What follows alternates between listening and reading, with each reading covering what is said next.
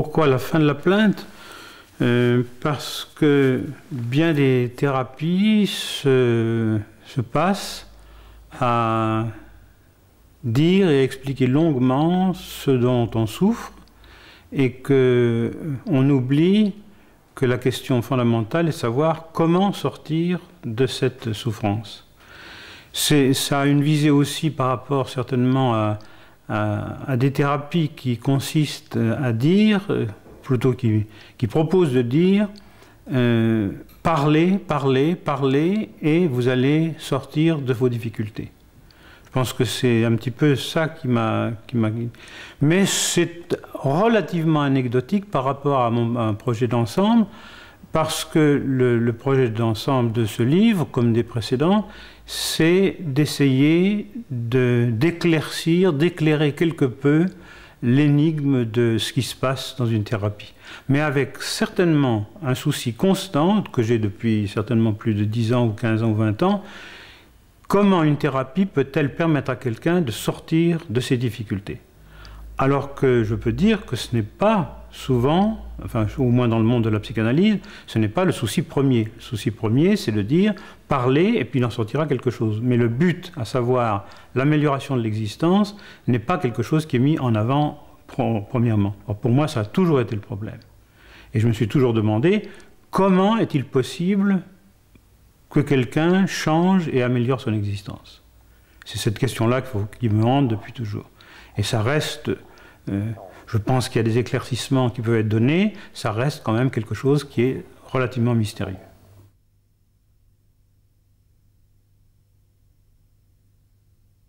Un des principes qui sont retenus par beaucoup de psychanalystes, c'est la répétition va permettre de faire apparaître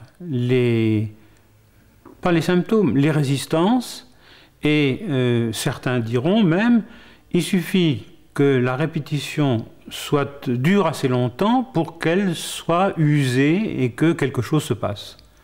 Enfin, il y a un article fameux de Freud en 1914 qui s'intitule « Se souvenir, répéter et perlaborer ». Et donc il s'est aperçu que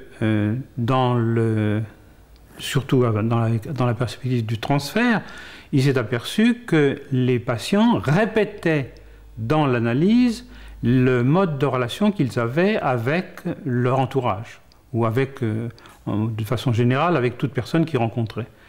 Et il semble que certains pensent que cette répétition suffit pour que quelque chose se passe. Il n'explique pas d'ailleurs très bien.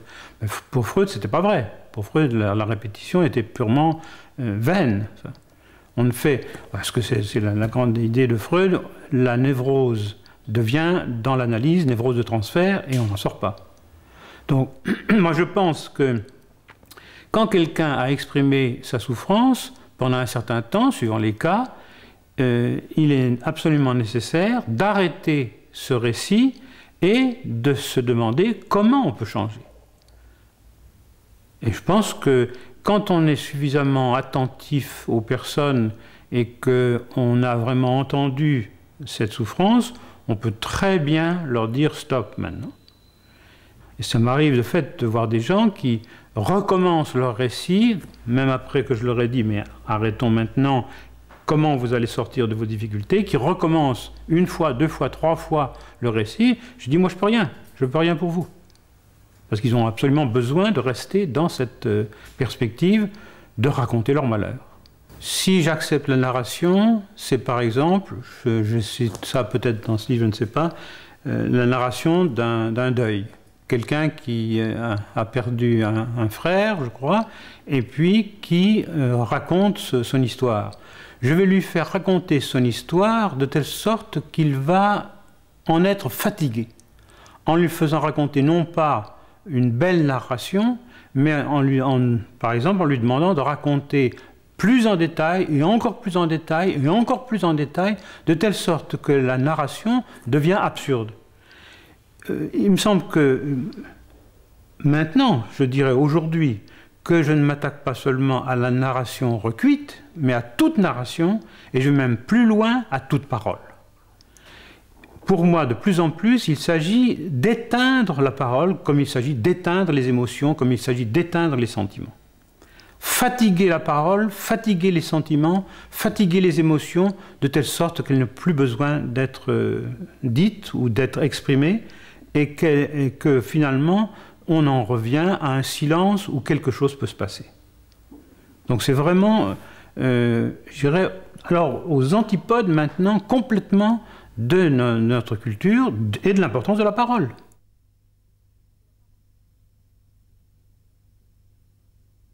C'est efficace, par exemple, quand on a affaire à des grands artistes, mais ce n'est pas le fait qu'ils ont pu écrire qui est important, c'est le fait qu'ils se sont laissés aller à l'inspiration.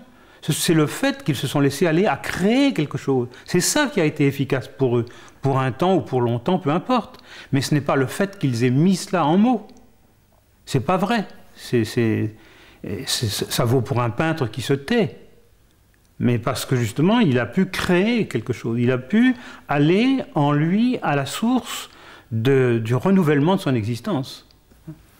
Mais je ne pense pas du tout, justement, je pense que c'est tout à fait erroné de penser qu'on va symboliser quelque chose, comme on dit, et on va transposer.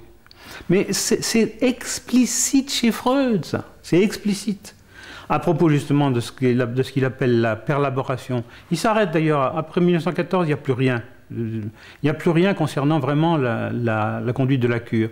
Et quand il parle de la perlaboration, c'est-à-dire non pas du tout de l'élaboration intellectuelle, mais de l'élaboration active, il dit c'est la même chose que l'abréaction dans le traitement hypnotique.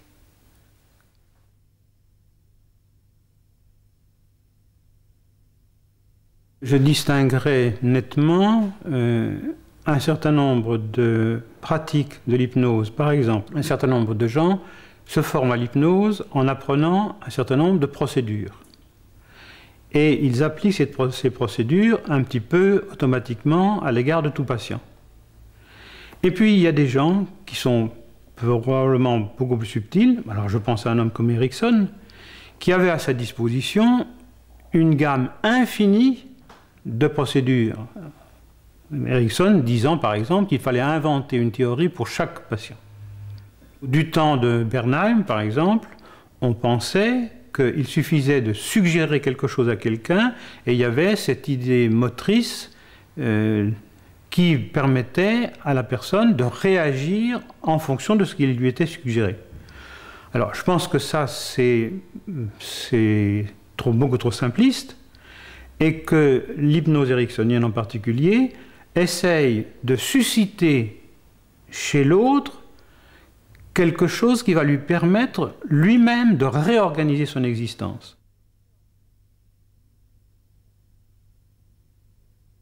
Le système immunitaire existe, c'est pas une réaction, un antigène qui va permettre au système sélectif de produire des anticorps, mais c'est le système qui est prêt, avant même que lui soit envoyé un virus ou un microbe, ce système est prêt et il va lui-même créer ses propres défenses. Autrement dit, ce qui est présupposé par là, c'est que tout individu, c'est une hypothèse de travail, est capable, en fonction des événements qui le gênent ou qui le troublent, il va être capable lui-même, à partir de son propre système de défense, de créer des défenses efficaces en fonction des atteintes qui lui sont faites. C'est ça le principe. Ce n'est pas le thérapeute qui va provoquer directement une réaction, mais c'est l'événement qui va être proposé à nouveau au patient. Cet événement qui est proposé à nouveau au patient, parce que finalement le thérapeute il ne fait que ça. Il propose au patient de reprendre contact avec, disons, le traumatisme ou avec le symptôme, de telle sorte que lui-même trouve dans son système de défense la possibilité de réagir convenablement à ça. C'est ça qui est au principe. Je dirais que le thérapeute ne connaît jamais la solution que le patient va trouver, mais il lui propose de faire appel à son système de défense ou à son système créateur ou à son système organisateur. Et cela parce que lui-même est en contact avec son propre système d'organisation. Il le précède en tant qu'il pense, dans la relation que nous avons, vous avez la possibilité, vous, de faire appel à votre créativité pour venir à bout de vos difficultés. En ce sens-là, moi je ne dirais pas que c'est un chef d'orchestre, parce qu'on pourrait dire aussi que c'est le patient qui est le chef d'orchestre par rapport à toutes ces possibilités, et qui a lui qui a lui à sa disposition l'ensemble des instruments qui vont lui permettre de réagir et de mieux vivre. Donc moi je dirais simplement que peut-être que le thérapeute, il est simplement celui qui va, comme s'il était un maître des chefs d'orchestre. J'ai vu le film de Céline Bache, Apprenant, il paraît qu'il était terrible, mais quand on le voit dans le film, on a l'impression qu'il suscite chez l'autre la possibilité de devenir un chef d'orchestre. Donc c'est plutôt dans ce genre de dialogue. Mais jamais, au grand jamais, dans une seule séance, je ne sais ce qui va se passer. Et c'est ça d'ailleurs qui est passionnant, c'est que c'est toujours nouveau. Mais je fais l'hypothèse, en fonction de la personne qui est là, si vous voulez, il y a quelque chose qui précède, c'est-à-dire que je vois ou je sens les possibilités d'une personne. Ça m'arrive d'entendre quelqu'un pendant un quart d'heure, 20 minutes, une demi-heure, se plaindre, etc. Et au bout d'une demi-heure, je dis, mais vous allez bien. Parce que moi, je sais, j'ai vu qu'il y avait en vous de la force, qu'il y avait en vous des possibilités. Alors les gens tombent des nues. Ça m'est arrivé plusieurs fois d'ailleurs qu'une séance était suffisante. Brusquement, la personne qui était là, je me souviens d'une jeune femme qui me dit, mais au fond, tout le discours que je tiens, c'est le discours de ma mère sur moi. Mais non, mais je ne suis pas là.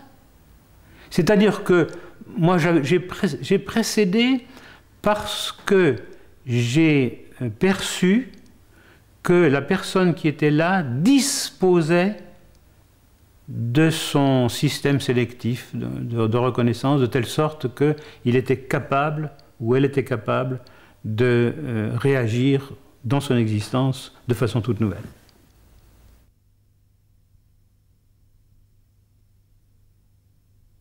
Ce que je pense, si vous voulez, c'est que dans notre culture, il y a des images fondamentales qui dirigent la recherche en biologie, mais qui pourraient aussi diriger les mêmes images qui pourraient diriger maintenant notre travail.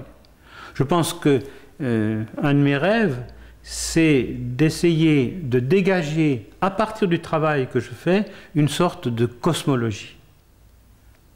Parce que, justement, à partir de là, on verrait que nous sommes tous, dans notre culture, capables de nous référer finalement à des choses que nous pressentons, que les savants connaissent, et ce n'est pas pour rien que ce sont des sciences de la vie, justement, c'est le rapport que nous avons avec ces images fondamentales, qui sont des images, oui, de la vie, qui sont des images cosmiques, et qui vont être déterminantes pour la guérison. Je prends un exemple, d'ailleurs, c'est pas dans ce livre-là, mais je crois que dans Qu'est-ce que l'hypnose ?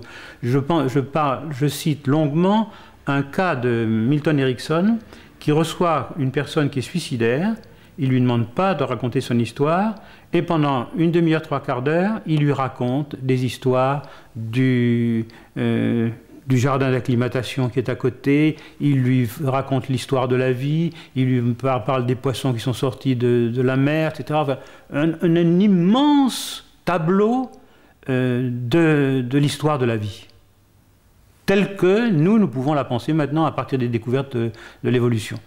Et ce discours de Milton Erickson est extraordinairement efficace, parce qu'il a replacé cette personne dans l'immense courant de vie qui est vrai pour chacun de nous. Moi, je crois que très souvent, si vous voulez, nous nous référons, je ne sais pas quoi, à la psychologie ou à nos petites histoires, alors que ce qui serait très efficace, c'est nous remettre dans le cosmos. Et c'est ça qui est fondamental.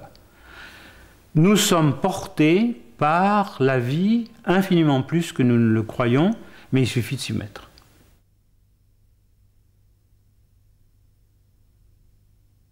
Dans la mesure justement où le rite coule comme la vie, il n'y a pas de problème. Et ce que je voulais essayer d'évoquer dans ce texte, c'est précisément qu'il n'y a même pas à instaurer des rites. Il y a les rites quotidiens. Si je vous offre le thé tout à l'heure, ça sera bien un rite, et un rite de communication. Si on mange ensemble avec un certain décorum, ben c'est aussi un rite. On peut penser aussi, quel que soit ce qu'on pense du sport, à ce qui s'est passé au moment de la Coupe du Monde, l'élan qui a traversé les Français parce que les 11 ou 22 joueurs avaient gagné cette Coupe du Monde. Donc il y a bien là des rites collectifs qui sont extrêmement efficaces. Mais moi, ce que je voudrais justement, c'est que le rite ne décolle jamais de la plus grande simplicité et du plus grand naturel. On n'a pas besoin d'extraire un rite. Il suffit de vivre en commun pour que des rites soient là, présents. Par exemple, il y a tout un chapitre que je fais sur l'effet placebo. C'est le même problème que j'essaye c'est-à-dire, on ne va pas dire, si je dis à un médecin, vous accomplissez un rite parce que vous donnez une pilule de sucre à un de vos patients, il va me dire, vous n'êtes pas bien. Mais si, monsieur, justement. Il y a toute une mise en scène et il y a aussi toute la collectivité est présente, je dis bien, le lieu, le personnage, les croyances des patients, etc. Tout ça entre en jeu. Mais on n'a pas besoin d'extraire ce rite pour en faire une chose qui va pouvoir être répétée automatiquement.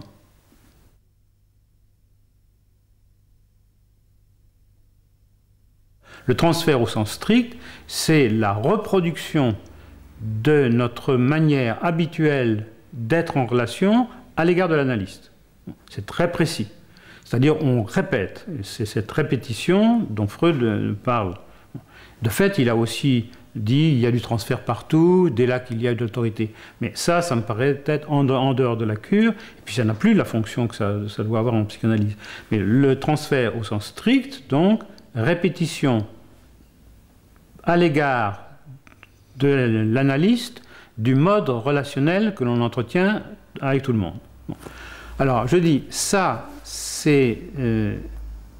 c'est pernicieux parce que si on s'embarque là-dedans, on n'a pas de moyen d'en sortir, et jamais Freud n'a expliqué comment on sortait du transfert. Et deuxièmement, je constate que je peux m'en passer sous la forme suivante. Ce qui m'intéresse, ce n'est pas la relation que le patient établit avec moi, mais c'est la transformation actuelle du patient aujourd'hui. Pourquoi le transfert s'instaure en psychanalyse?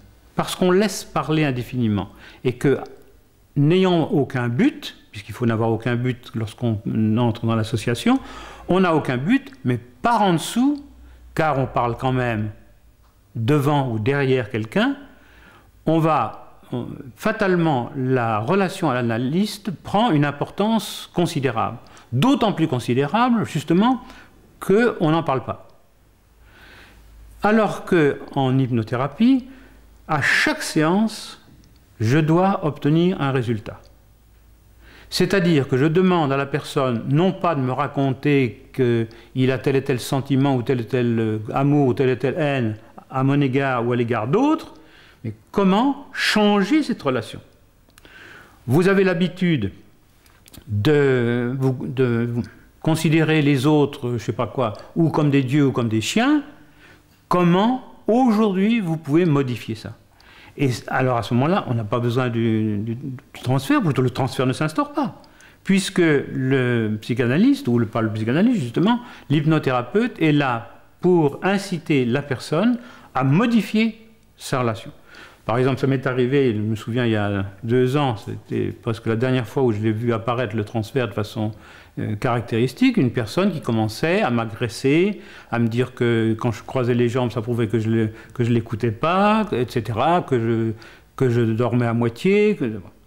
Et à la deuxième ou troisième séance, j'ai dit, est-ce que vous voulez changer ou est-ce que vous voulez répéter? Alors, s'il vous plaît, prenez les armes que vous avez et déposez-les. À ce moment-là, ça a été radicalement changé. Cette personne a utilisé les séances pour modifier sa situation. Donc, on n'a pas besoin du transfert en hypnothérapie. Parce que, je le répète, parce qu'à chaque séance, on doit obtenir un résultat et on doit chercher à obtenir un résultat, c'est-à-dire une modification. Ce qui n'est pas du tout le cas en psychanalyse. La modification, elle vient quand elle peut.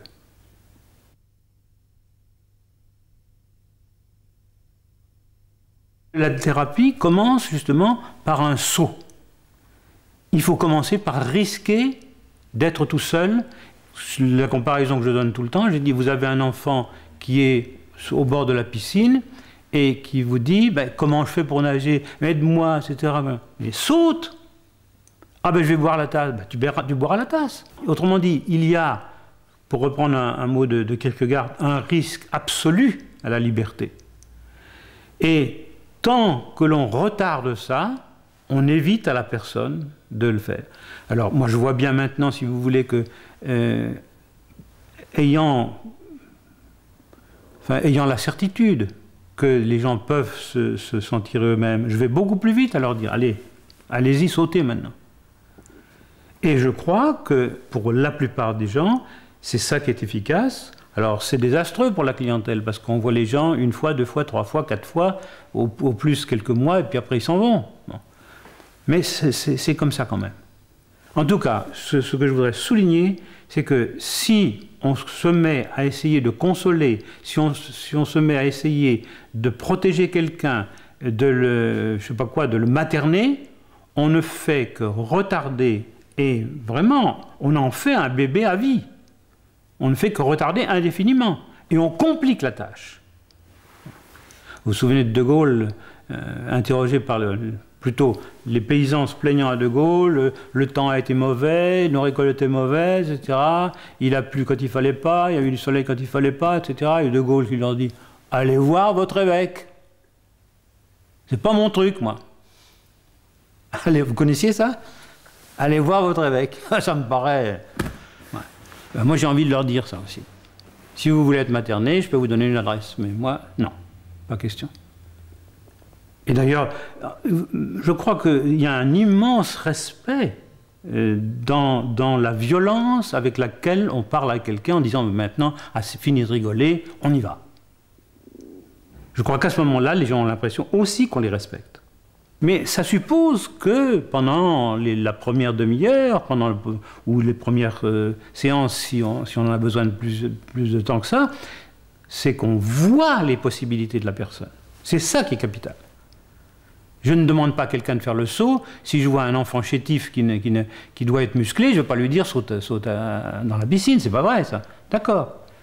Mais je ne pense pas qu'un thérapeute puisse... ça sera par d'autres moyens. Par exemple, que quelqu'un se mette à travailler. Ça m'est arrivé encore récemment de voir quelqu'un qui est venu me voir dans un désarroi, mais ou pas de travail, ou une hésitation par rapport à tout ce qui était choisi, pas de relation, etc. Bon, on va commencer par mettre de l'ordre dans tout ça. Mais c'est pas de la thérapie. C'est simplement, à ce moment-là, on dit, bon, comment vous pourriez trouver du travail? Qu'est-ce qui vous intéresse? Comment vous pourriez avoir le minimum vital, etc. Alors, quand il y aura un minimum de possibilités de vivre, alors on pourra passer à un autre stade. Mais ce n'est pas du même ordre.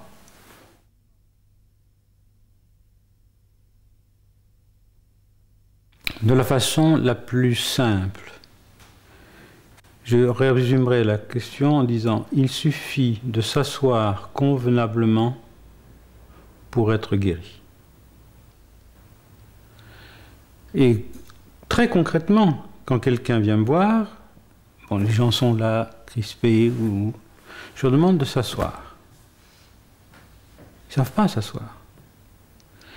Et je leur demande ensuite de s'asseoir convenablement. Ça veut dire de s'asseoir de telle façon qu'ils soient en accord avec leur propre espace, de telle sorte qu'ils puissent faire un geste. et de telle sorte qu'ils soient en accord avec leur propre espace existentiel, avec leur propre existence. C'est-à-dire simplement, on voit les gens qui rectifient, qui cherchent la position. Voilà. Alors maintenant, vous êtes bien dans la meilleure position possible en fonction de tous les paramètres qui constituent votre existence. Ah, je crois. Ben, vous restez là. Et vous vous installez dans cette position. Mais alors, je vais vous dire quelque chose. Non, non, c'est pas la peine de parler. Si vous avez envie de parler, vous parlez. Vous goûtez simplement le fait que vous êtes là, bien assis, avec la possibilité de faire des gestes minimums, et pour pouvoir tenir compte de tout ce qui fait votre existence. Alors pourquoi c'est efficace ça? Ben, tout simplement parce qu'à ce moment-là, on ne parle pas la plupart du temps, on ne sent pas, on ne sent rien, on ne pense pas, mais la pensée est tout entière occupée justement à trouver la place, la position dans l'existence. C'est-à-dire qu'on n'a même plus besoin de parler d'esprit et de corps. Le corps tout entier suffit amplement à nous mettre en relation avec l'entourage, à nous mettre en relation avec le monde, à nous mettre en relation avec tout. Ça semble complètement idiot. Je pense à cette femme qui est venue me voir, c'était il y a 1 ou 2 ans, et elle me dit, on m'avait dit que j'allais voir quelqu'un de cultivé, puis vous me dites des imbécilités. Je lui dis, voilà, c'est ça, tout à fait ça, c'est des imbécilités. Elle est parvenue, mais tant pis pour elle. Mais non, mais c'est tellement ça. On ne passe pas... Alors, le corps n'a plus besoin... Si on évite de parler et de penser, c'est le corps qui va se mettre à penser. Et il va penser comment? Mais il va penser en fonction justement du contexte. Et alors, c'est peu à peu la vie qui change. Quand on a affaire à des gens qui entendent ça du premier coup, et puis qui ne sont pas tellement malades, parce qu'il y a beaucoup de gens qui ne sont pas malades, ouais. Ils ne sont pas des grands névrosés, ils ne sont pas des psychotiques. Même ceux-là, c'est tout autre chose quand ils arrivent à le faire. Donc, qui se laissent aller pour devenir un point dans l'histoire de l'humanité, dans l'histoire du monde, et un point qui prend bien sa place, et puis qui se laisse déplacer, et qui entre dans le mouvement, et qui entre dans le courant. Qu'est-ce que vous voulez de plus?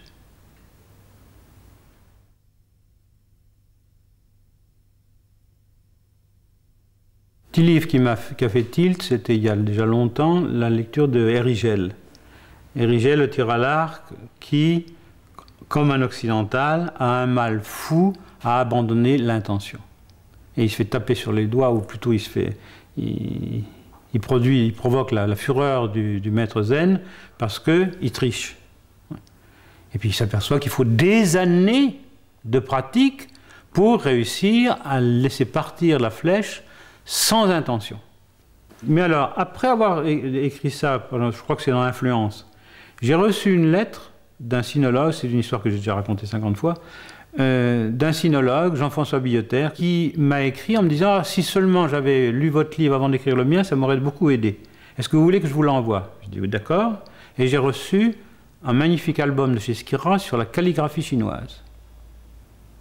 Autre histoire, je rencontre un ami de Hong Kong, un grand magnat de Hong Kong, que j'avais rencontré à Hong Kong, que je revois à Paris.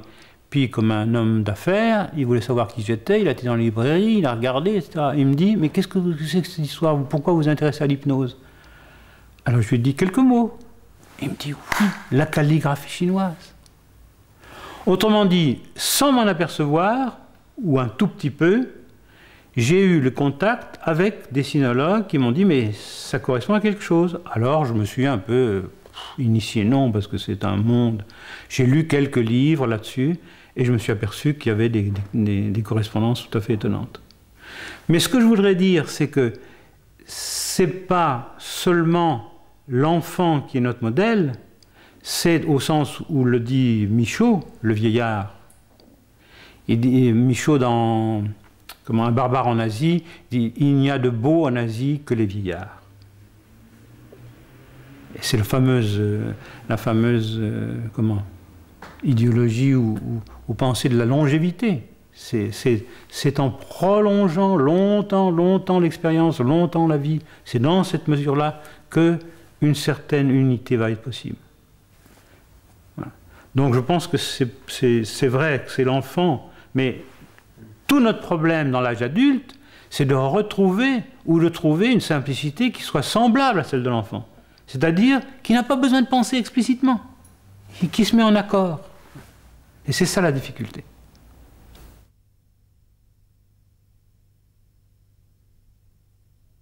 Ce qui est fondamental dans la perspective que j'essaye d'élaborer ou d'évoquer, c'est un autre type de perception. Peut-être que ce qui est évoqué par la réalité ou l'image de l'enfant dans le ventre de sa mère, c'est justement une perception totale. Cet enfant, encore moins que le bébé, a une conscience discrète, comme on dit en mathématiques, des éléments. Il ne peut pas dire, oui, je définis, ceci est un tube qui est noir, etc. Ce genre de perception lui est impossible. Mais qu'est-ce qu'il a comme perception? Une perception, on dit alors globale, mais c'est tout à fait insuffisant. C'est au contraire une perception totale. Et une perception qui va nous permettre justement de bien nous installer dans le monde. Quand je parlais de cette position assise, où il n'y a pas à penser, c'est bien ça dont il s'agit. C'est une perception totale. Nous avons chacun, par notre corps, la perception possible de tous les éléments qui nous constituent. À la fois des éléments intellectuels, affectifs, sentimentaux, sensoriels. Oui.